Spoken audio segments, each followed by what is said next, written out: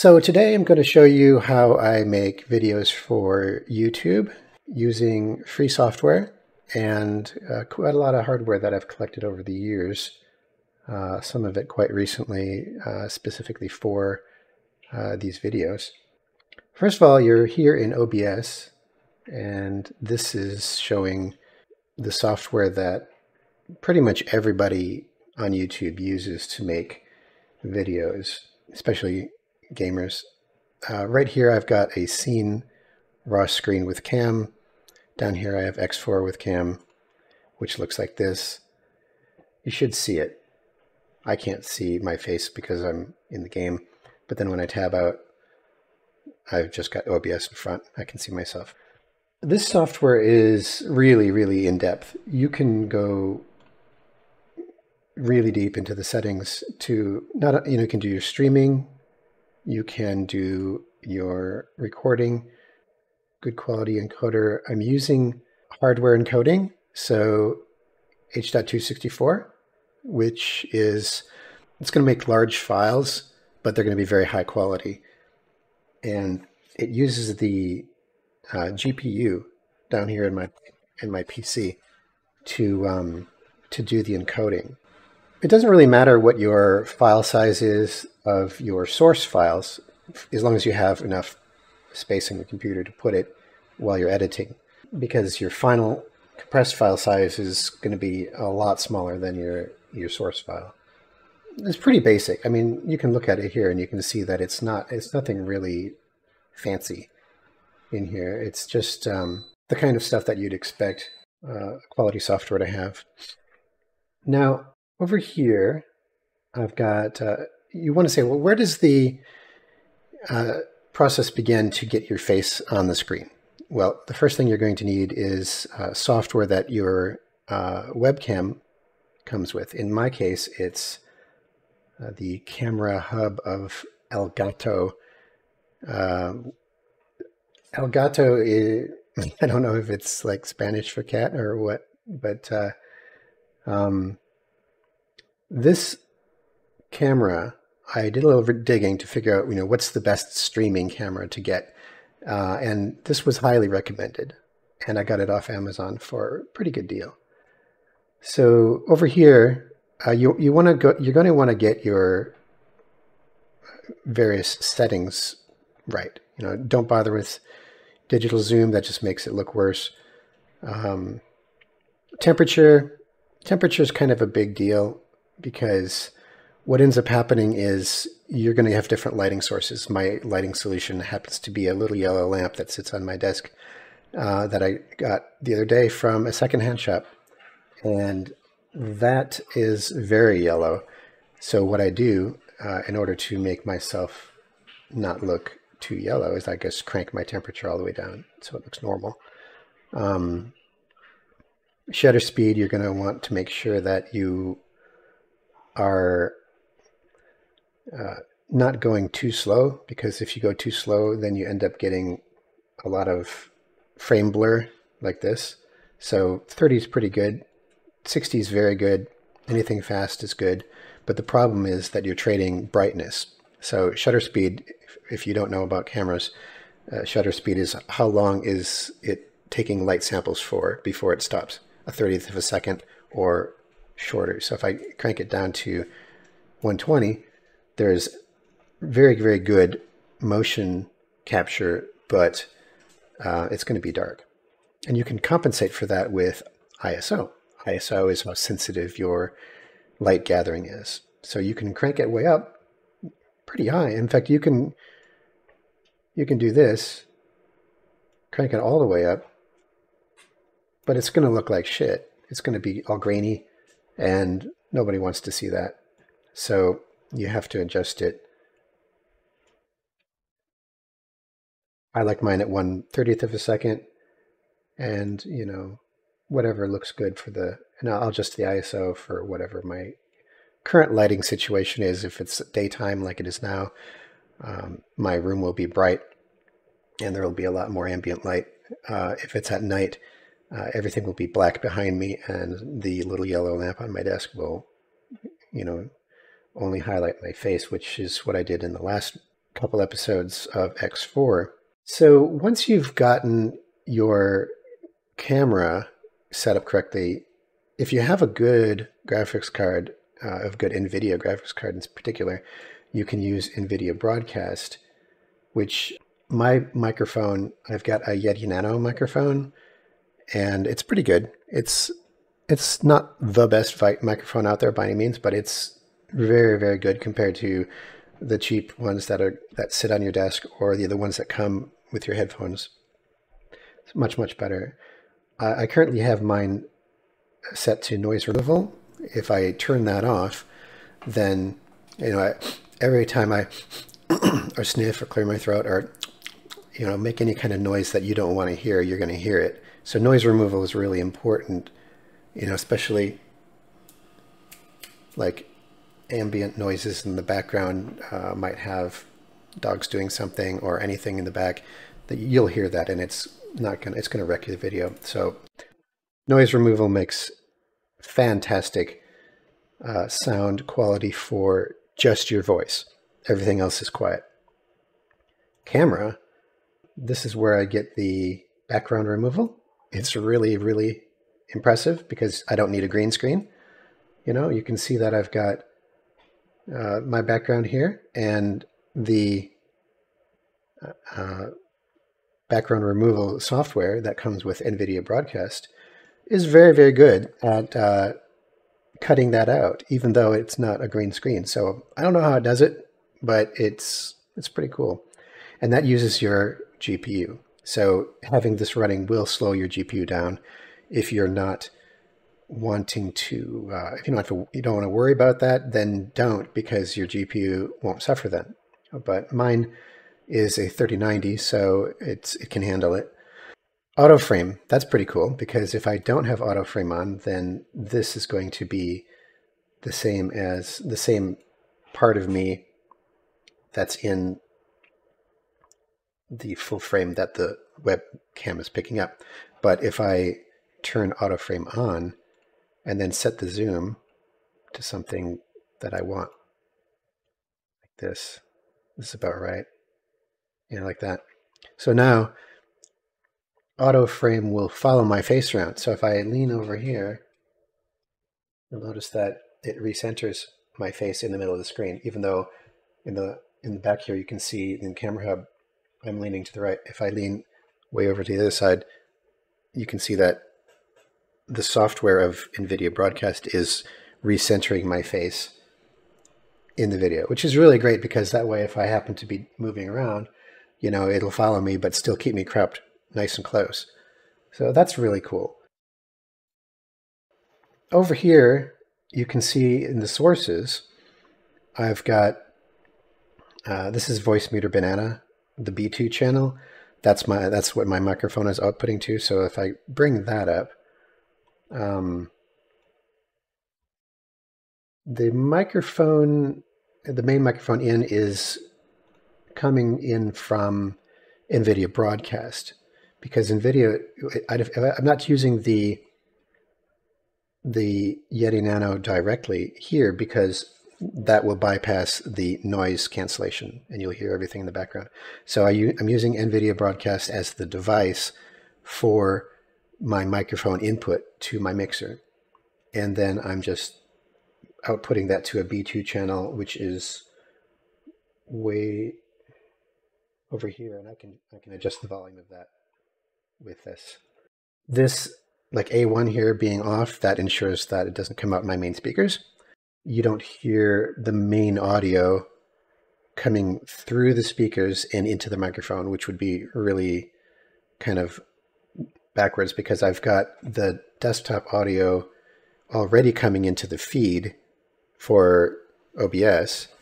So I don't want, obviously, the game coming through my speakers, because I've got headphones on so I can hear the game. But if I didn't have headphones, the reason I have to have headphones on is because if I didn't, in order to hear the game, I'd have to use my speakers, but then my microphone could hear the game through the speakers, and then you'd get the game twice as an echo, which would be very bad.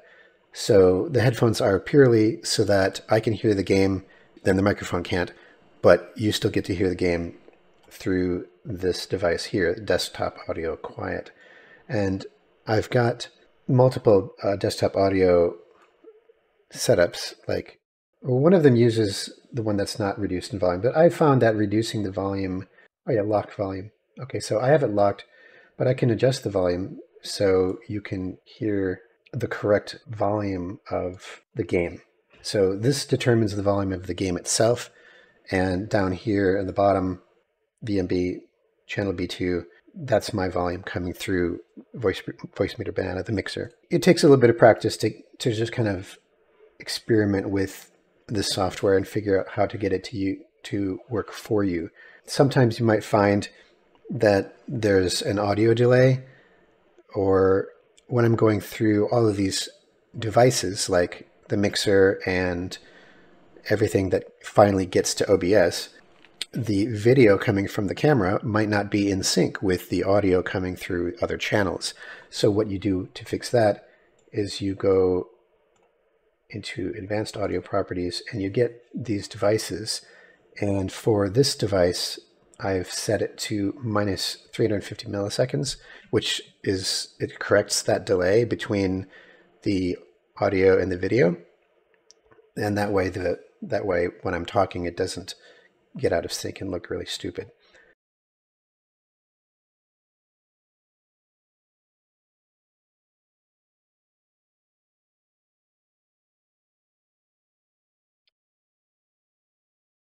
This is DaVinci Resolve 18.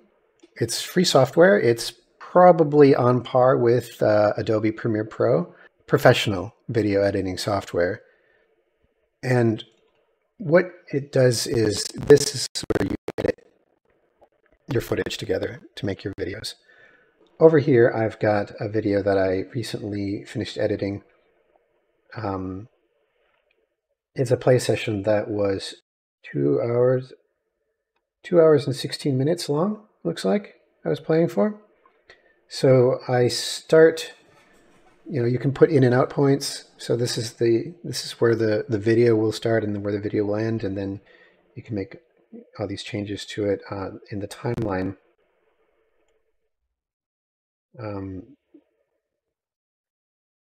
Let's just find something interesting. Okay, so over here, this was the this is taking out the Kak installation, and I compressed 2 hours of footage into 40 minutes so that you guys didn't have to sit through that. And let's just take a peek at what that looks like. I didn't notice my gimbal dots, which should be, so what you can see on the screen here is I've broken up the clips into cuts, and the cut is where I want to change the speed, or maybe I want to delete a little bit of it or whatever. So let's say that I'm playing this part right here.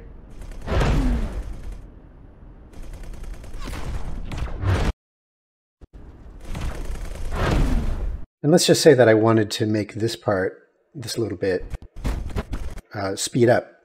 So what I do is I'd put a cut in, which is Control B, and then I'd put another cut over here, Control B, and then I'd select the section that I just isolated, and then I'd go over here and I would change the speed to probably 500, or if I'm traveling through sectors in X4, probably 1000, which is 10 times normal speed. So let's go to 500. Now you can see that that same section is gotten a lot smaller. It's 1/5 of the size it used to be. And if I play it,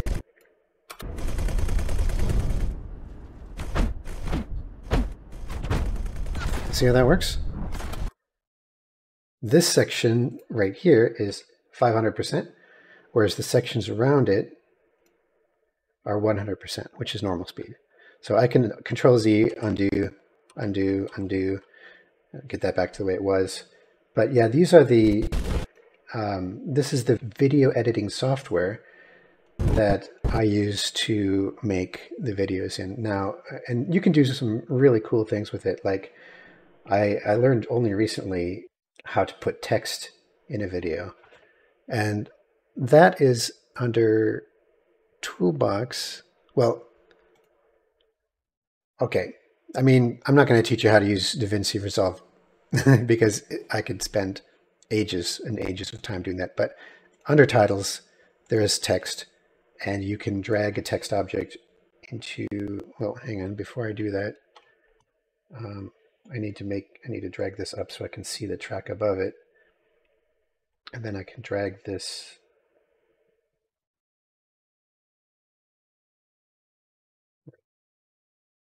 here, something like that. And then I can click on it and type in wow text. And then I can change the color to whatever I want. I can add in some stroke color, which is kind of like the little border that goes around the text. I'll make that yellow, and then change its size to maybe 2. Now if I put the, you can see it on the screen.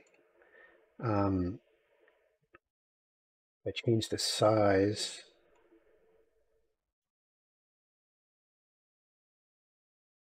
so now as I play the video,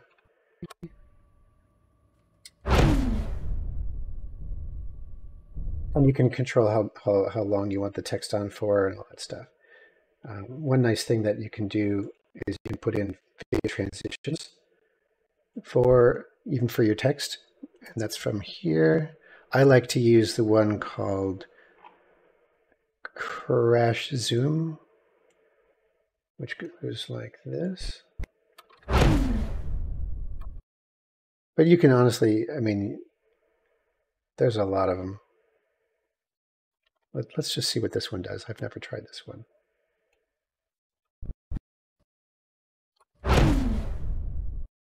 Oh, that's kind of cool. So you can put one on either side of it so that it warps in and out.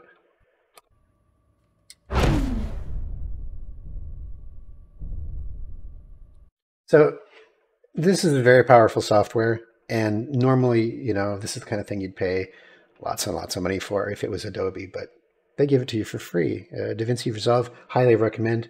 Free product. They have a pro version, you know, which is, I think, better in certain ways that I don't need. But yeah, this is how you edit videos.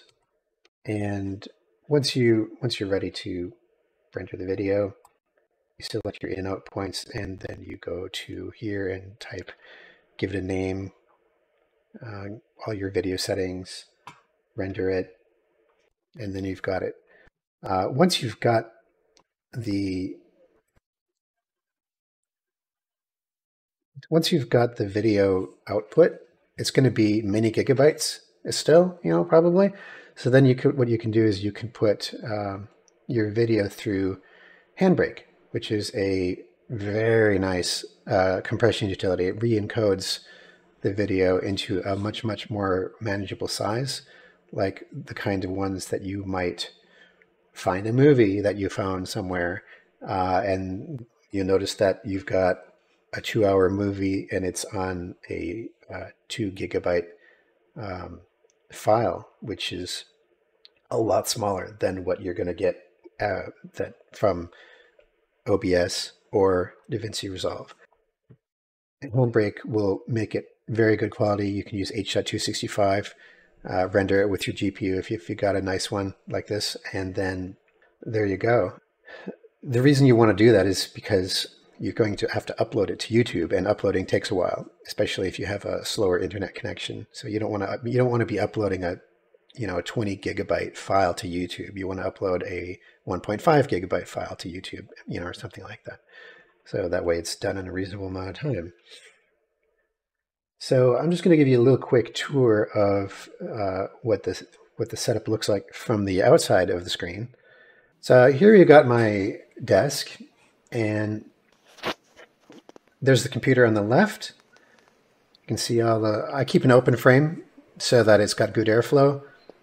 There's my RTX 3090, the Beast, humming away, nice and quiet. Can't really get a good view of the fans though, because I can't get the camera in there. Got my subwoofer. Got a fan for keeping cool in the summer. Over here you can see all the stuff that surrounds me when I'm sitting there playing. I've got all my stuff, desktop stuff. There's my joystick on the right. Joystick is a VKB Gladiator NXT. There's the monitor is an old, I think it's a 36 or 40-inch Sony Bravia.